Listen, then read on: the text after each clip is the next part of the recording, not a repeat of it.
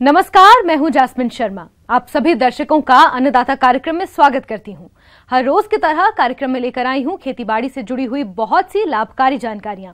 तो चलिए सबसे पहले देखते हैं क्या है विशेष आज के कार्यक्रम में। जौ की फसल से अधिक उत्पादन लेने हेतु करें वैज्ञानिक तकनीक से बुआई।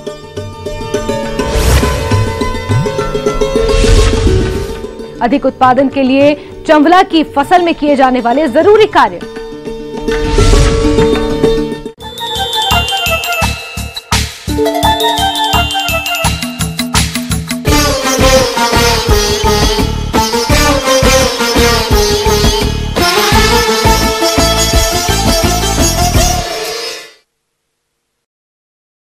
जौ की खेती अपने राज्य के कम पानी वाले क्षेत्रों में मुख्य रूप से की जाती है और जो किसान इसकी बुआई करना चाहते हैं वो किसान इसकी उन्नत किस्मों का चयन कर बुआई करके अच्छी उपज ले सकते हैं। तो आप जौ की कौन कौन सी उन्नत किस्मों का चयन करें, इस बारे में जानकारी दे रहे हैं कृषि विज्ञान केंद्र अजमेर के शास्त्र वैज्ञानिक डॉक्टर दिनेश अरोड़ा।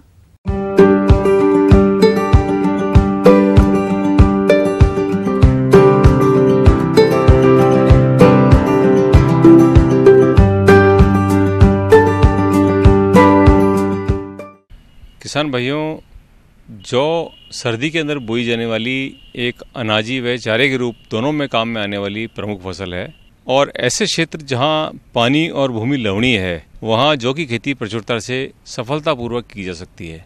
इसकी जो प्रमुख प्रजातियां हमारे प्रदेश के अंदर वैज्ञानिकों द्वारा अनुमोदित की गई हैं उनमें RD 2035, RD 2052, RD 2552, RD 2660, RD 2794 और RD 2715 प्रमुख किस्में हैं। जो किसान चारा और दाना दोनों के लिए जौ की खेती करना चाहता है उसके लिए RD 2715 सबसे उपयुक्त फसल है। किसान भाई 60 दिन की अवस्था पर एक बार इसकी कटाई करके और वापस इसे दाने के लिए छोड़ सकते हैं। ये दोनों ही रूप में काम में आती है, चारा और दाना दोनों किसान को प्राप्त होता है। इसी प्रकार यदि हमारे खेत में अत्यधिक खारा पानी है, अत्यधिक लवणीय पानी है, RD 2794 एक ऐसी किस्म है जो विशेष रूप से खारे पानी के लिए अनुमोदित की गई है। यदि किसी किसान के पास सिंचाई की सुविधा अपेक्षाकृत कम है, कम पानी है और हम जौ की खेती करना चाहते हैं तो ऐसी दशा में RD 2660 एक ऐसी किस्म है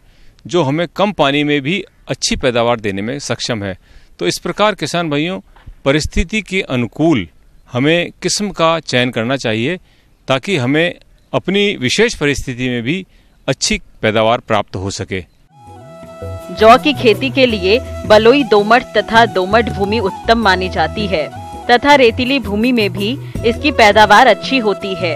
इसकी खेती के लिए भूमि में जल निकास की अच्छी सुविधा होनी चाहिए। इसकी खेती लवणीय भूमि में भी की जा सकती है। खेत की तैयारी पहली जुताई मिट्टी पलट हल से करनी चाहिए। इसके बाद 2 बार कल्टीवेटर से जुताई करके पाटा लगाकर खेत को समतल कर लेना चाहिए। किसान भाइयों, पोषक तत्व प्रबंधन फसल उत्पादन का एक अनिवार्य बिंदु है। तो हमें पोषक तत्व प्रबंधन का विशेष ध्यान रखना है। किस समय कितनी मात्रा में उर्वरक का प्रयोग किया जाना चाहिए। जौ के लिए 60 किलो नाइट्रोजन और 40 किलो फास्फोरस की सिफारिश की गई है, जिसमें नाइट्रोजन की आधी मात्रा और फास्फोरस की पूरी मात्रा बुआई के समय दी जानी चाहिए। नाइट्रोजन की शेष मात्रा जब हमारी फसल लगभग 1 महीने की हो, सिंचाई के समय इसे देना उपयुक्त रहता है। किसान भाइयों, फसल को कीट रोगों के प्रकोप से बचाने का सबसे सस्ता और अच्छा उपाय है बीज उपचार। इसके लिए बुआई से पूर्व बीजों को उपचारित करके बोना चाहिए, जो इस प्रकार से हैं। और लगभग 100 किलो बीज प्रति हेक्टेयर की दर से काम में लिए जाना सुनिश्चित कराएं। बीज उपचार आवश्यक रूप से कर लें। इसके लिए काग्या की समस्या अर्थात लूज स्मट जौ के अंदर बहुत ज़्यादा देखने को मिलता है। के लिए कार्बेंडाजिम 2 ग्राम दवा प्रति किलो बीज की दर से उपयोग में ली जा सकती है। इसे आप बीज उपचार कर तत्पश्चात बुआई कर सकते हैं। यदि आप कल्चर का प्रयोग करना चाहते हैं तो कल्चर में PSB आजकल दोनों ही रूप में, पाउडर के रूप में और तरल के रूप में उपलब्ध हैं, दोनों ही तरह के कल्चर। यदि हम पाउडर रूप में इस्तेमाल कर रहे हैं तो हमें 3 पैकेट प्रति हेक्टेयर की दर से काम में लेने होंगे और यदि हम तरल के रूप में काम में ले रहे हैं 8 मिलीलीटर कल्चर प्रति किलो बीज की दर से इसका उपयोग करके बुआई की जानी चाहिए। इससे पीएसबी के प्रयोग से जो भूमि के अंदर पूर्व में डीएपी दिया गया है वो घुलनशील अवस्था में आ जाता है और पौधे को प्राप्त होने लगता है, जिससे उचित पोषण से हमें अच्छी पैदावार प्राप्त होती है। जहाँ तक बुआई के समय का प्रश्न है तो किसान भाइयों नवंबर तक इसकी बुआई की जा सकती है। बुआई की विधि। जौ की बुआई छिटकवा विधि से ना करके लाइनों में करनी चाहिए। वैसे जागरूक किसान जौ की बुआई हल के पीछे लाइनों में करते हैं या खेत तैयार हो जाने पर सीड ड्रिल से करते हैं। जौ की बुआई के लिए लाइन से लाइन की दूरी 23 सेंटीमीटर व बीज की गहराई 5 से 6 सेंटीमीटर रखनी चाहिए। असिंचित दशा में अच्छे जमाव के लिए बीज की गहराई 7 से 8 सेंटीमीटर रखनी चाहिए। किसान भाइयों, खरपतवार प्रबंधन एक महत्वपूर्ण विषय है। हमारे फसल उत्पादन को खरपतवार बहुत अधिक प्रभावित करते हैं। समय पर सही तरीके से यदि खरपतवार प्रबंधन किया जाए तो निश्चित रूप से हमारी पैदावार बढ़ती है। तो जिन क्षेत्रों में चौड़ी पत्ती वाले खरपतवारों की समस्या ज़्यादा है, ऐसे क्षेत्रों में 2,4-D 500 ग्राम सक्रिय तत्व प्रति हेक्टेयर की दर से जब हमारी जौ लगभग 30 दिन की अवस्था में हो उस समय पानी के साथ मिलाकर इसका पानी छिड़काव करें। यदि हमारे क्षेत्र में संकरी पत्ती वाले खरपतवारों की संख्या ज़्यादा है तो ऐसी दशा में आइसोप्रोट्यूरान 500 ग्राम प्रति हेक्टेयर की दर से सक्रिय तत्व का उपयोग प्रति हेक्टेयर की दर से किया जाना चाहिए। तो इस प्रकार किसान भाइयों अच्छा बीज, बीज उपचार, समय पर बुआई, उन्नत किस्म का उपयोग, पोषक तत्व प्रबंधन और सही समय पर सही तरीके से खरपतवार प्रबंधन द्वारा हम जौ की उन्नत पैदावार ले सकते हैं। सब्जी वर्गीय फसलों के अंतर्गत हमारे देश के अनेक किसान भाई बरबटी यानी चंवला की खेती करते हैं, लेकिन वो फसल में किए जाने वाले आवश्यक कार्यों पर कोई ध्यान नहीं देते हैं, जिसकी वजह से उनको बहुत कम उत्पादन मिलता है। तो आज हम आपको प्रगतिशील किसान मुकेश खोड़ियार से मिलवाने जा रहे हैं, जिन्होंने वैज्ञानिक तरीके से चंवला की फसल लगाई है और अच्छा लाभ भी कमा रहे हैं। तो आइए मिलते हैं इन्हीं से।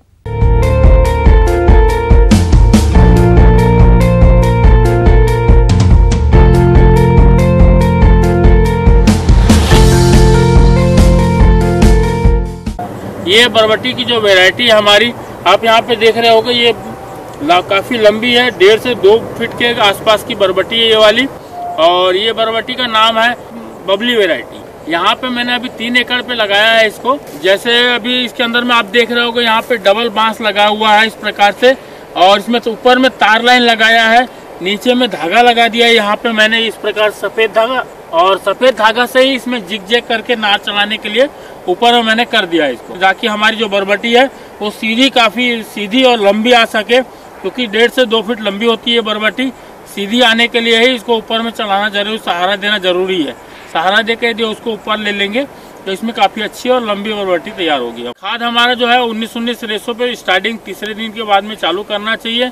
उसके बाद में जैसे जैसे हमारा पौधे में फूल फल आना चालू हो जाए उस टाइम पे हमें 4 किलो करना चाहिए। उसके बाद में जब एकदम हेवी प्रोडक्शन पे आ जाए तब इसमें हम 6 किलो तक हाईएस्ट जा सकते हैं। 19-19 का जो हमारा रेशो रहता है, अभी हमारा 6 किलो का रेशो चल रहा है इसके अंदर में 19-19 जो हमारा रहता है वो उसमें यूरिया, पोटास और 1261-0, 13-0-45 इस प्रकार से हमारा, और प्लस इसमें कॉम्बी-2 जो रहता है वो कॉम्बी-2 50 ग्राम तक हाईएस्ट जा सकते हैं। इसमें रोज देना पड़ता है क्योंकि इसमें प्रोडक्शन चालू हो चुका है। और इसके अंदर में क्या होता है कि यदि हम उसके फल को यदि पर्याप्त भोजन ना मिले तो प्रॉपर फल मतलब फूल से फल बनने का जो क्षमता है वो कम हो जाती है, और प्रोडक्शन लॉस होता है।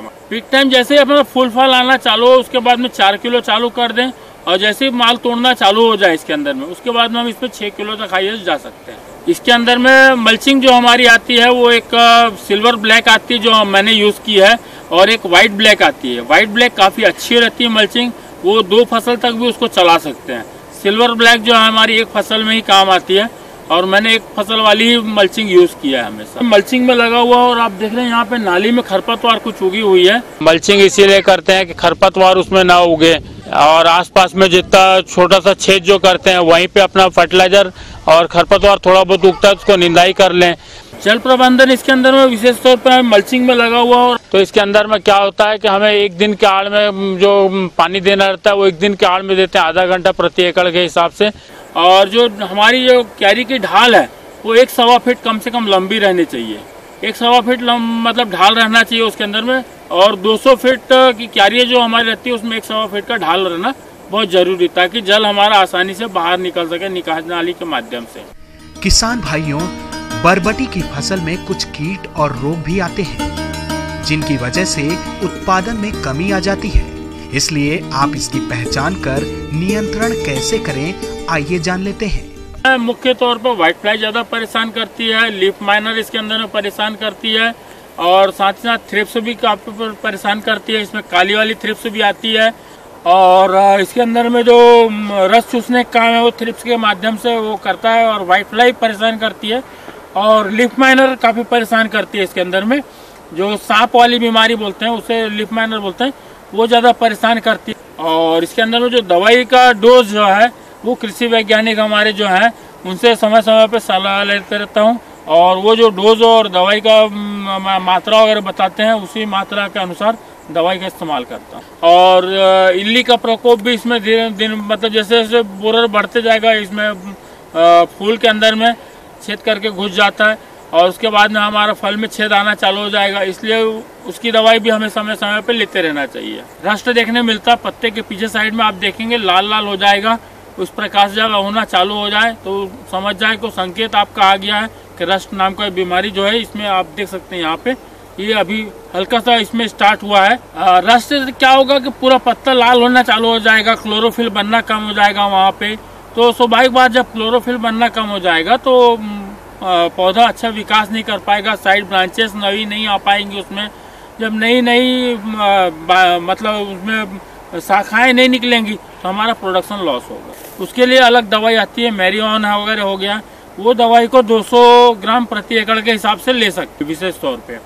इसके अंदर में यदि अपन उत्पादन की बात करें तो 16 टन कम से कम इसमें प्रोडक्शन आना चाहिए। अभी के तारीख के जैसे 15-20 रुपए किलो के आसपास चल रहा है, तो इसके हिसाब से 40 से 50 हजार रुपए आसानी से 1 एकड़ से बचा सकता है। किसान भाइयों, मौसम में लगातार बदलाव हो रहा है। ऐसे में बकरियों की देखरेख सही तरीके से नहीं की गई तो उनमें कई घातक बीमारियों का प्रकोप हो सकता है। इसलिए किसान बकरियों को इन बीमारियों से बचाने के लिए कौन कौन से उपायों को अपनाएं, आइए जानते हैं पशु वैज्ञानिक डॉक्टर प्रवीण कुमार से। नमस्कार किसान भाइयों, आज हम लोग बकरियों में पीपीआर रोग के बारे में बात करेंगे। बकरियों में यह पीपीआर रोग जो है ये मुख्य रोग है, और इसके कारण मृत्यु संख्या बहुत होती है। अगर ये एक बार बकरियों में हो जाती है तो वो बहुत तेजी से दूसरे बकरियों में भी फैलती है। पीपीआर नामक बीमारी जो है वो काफ़ी खतरनाक है, संक्रामक रोग है, जो है बकरियों में 100% बकरियों में हो जाती है, 90% बकरियां उससे मर जाती हैं। यह एक वायरल रोग है और विषाणु से होने वाली बीमारी है, इसलिए इसका कोई उपचार नहीं होता है। पशुपालक भाइयों, इस बीमारी में भेड़ बकरियों के मेमने ज्यादा प्रभावित होते हैं और उनके बचने की संभावना बहुत कम रहती है, जिस कारण किसानों को भारी नुकसान उठाना पड़ता है। इस रोग के मुख्य लक्षण होते हैं निमोनिया हो जाना, नाक से पानी आना, सांस लेने में तकलीफ होना। जब बीमारी अधिक बढ़ती है तो उसको पतला पैखाना भी होने लगता है। ये दोनों हो जाने के कारण उसके बाद मृत्यु दर बढ़ जाती है। छोटे बच्चों में भी ये हो जाती है। सबसे ज़रूरत बात है कि हम लोग जो बकरियां बीमार हो गई, जो हमने बताया कि विषाणु से होने वाली हैं और ये बहुत संक्रामक होती है, एक बकरी से दूसरे बकरी में फैलने में ज़्यादा समय नहीं लगता है। और निमोनिया होता है तो सांस में जो उसके कीटाणु होते हैं, सांस जो छोड़ती है उसी के कारण दूसरे बकरियों में फैल जाती है। यदि पशुपालक भाइयों आप इनका समय रहते इलाज करवा लेते हैं तो इनको मरने से बचाया जा सकता है। और एक कहावत भी है कि उपचार से रोकथाम भला। इसलिए इस रोग से में हम लोग को बचाव करना होता है, और बचाव के लिए पीपीआर की वैक्सीन होती है, टीका होता है, उसको टीकाकरण करना होता है। हर एक साल में एक बार उसका टीकाकरण करते हैं। टीकाकरण करने का उचित समय होता है मार्च के बाद, जब गर्मियाँ थोड़ी शुरू होने लगती हैं, वातावरण में टेम्परेचर बढ़ने लगता है वातावरण का बदलाव होने लगता है, उस समय हम लोग उसको टीकाकरण करते हैं। ये एक 100 डोज का 100 बकरियों के डोज का भायल मिलता है, 500 से 600 रुपये उसकी दर है, और उसका 1 ml हम लोग इंजेक्शन मांस में देते हैं। एक बकरी को 1 ml दिया जाता है। तो जो रोग ग्रसित बकरियां हैं उनको हम लोग अलग दूसरे कमरे में रखना चाहिए और वहां पर उसका इलाज करना चाहिए। लोकल व्यवस्था के कारण उसमें नाक से इक्विपलेट टिंचर आयोडीन का घोल बनाकर उसको भाप से उसको हम लोग कर सकते हैं कि उसका नाक का जो छिद्र है वो बंद है तो उसको खोल दिया जाए, और निकटतम पशु चिकित्सक से मिलकर हम वो तुरंत मिलना चाहिए और उनसे जो उचित मात्रा में एंटीबायोटिक से उनको देना चाहिए, क्योंकि जो एंटीबायोटिक होता है वो भार के अनुसार, वजन के अनुसार दिया जाता है। तो वो तुरंत चिकित्सक सहायता लेकर उसको एंटीबायोटिक दिया जाए, तो जिससे कि वो जो दूसरे सेकेंडरी बैक्टीरियल इन्फेक्शन है, जीवाणु से होने वाले जो रोग हैं वो उसको ना हो और दूसरे बीमारियां ना हो, और वो हम लोग उसको बचा सकते हैं।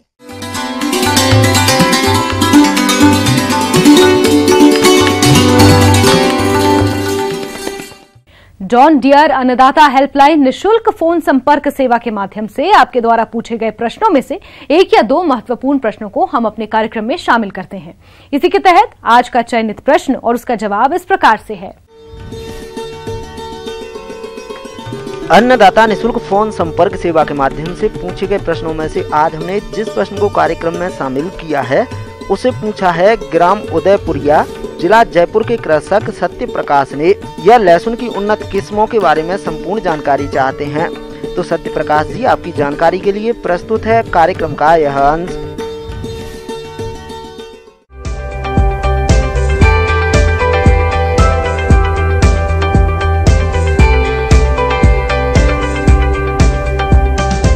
आज किसान भाइयों, हम आपको लहसुन की खेती के बारे में जानकारी देना चाहूँगा। मैं आपको किस्मों का प्रयोग कर सकते हैं। अभी सामान्यतः जो प्रचलन किस्में जैसे आपके एग्रीफाउंड, जैसे एक तो यमुना एग्रीफाउंड, यमुना सफ़ेद फर्स्ट है, यमुना सफ़ेद सेकंड है, यमुना सफ़ेद थर्ड है, G282 है, एग्रीफाउंड वाइट पार्वती है।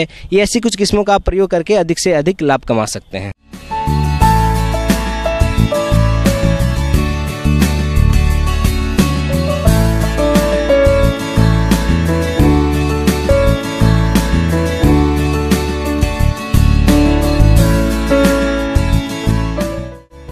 बात करते हैं अगर इसके हम बुआई करने से जो इसकी कलिकाएं हैं जो आप इस्तेमाल करना चाहते हैं, उसमें आपको ये ध्यान रखना है जो इसकी बीज दर है वो लगभग 500 से 600 किलोग्राम प्रति हेक्टेयर के हिसाब से है। जब बुआई करते समय ध्यान रखना चाहिए बुआई से पहले इसको किसी भी जो कवकनाशी है, जो कीटनाशी है, उसे उपचारित करना चाहिए। बुआई करने से पहले इसमें कार्बेंडाजिम और मैनकोजिम का जो समय में मिश्रण बना के, घोल बना के उसे उपचारित करके सुखा के फिर इसको मिट्टी में अपने को बुआई करनी चाहिए। बात करते हैं लहसुन की बुआई की बात करें तो लगभग इसकी जो बुआई का समय है वो अक्टूबर से नवंबर का जो समय होता है वो सबसे अच्छा होता है। जो बुआई करते समय आपको ध्यान रखना चाहिए कि जो इसकी कतार से कतार की दूरी है वो लगभग 15 सेंटीमीटर की लगभग दूरी होनी चाहिए, और जो पौध से पौध की दूरी है वो लगभग आपके 8 से 10 सेंटीमीटर होनी चाहिए।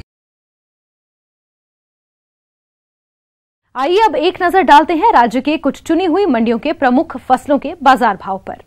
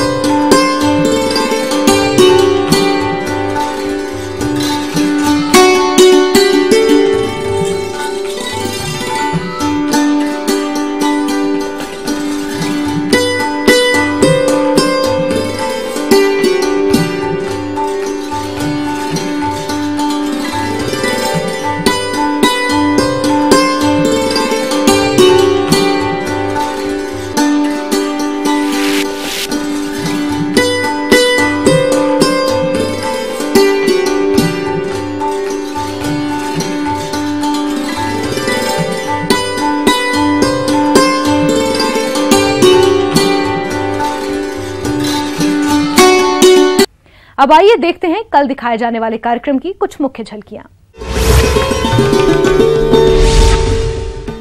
गेहूं की अधिक उपज देने वाली किस्में और वैज्ञानिक तकनीक से बुआई,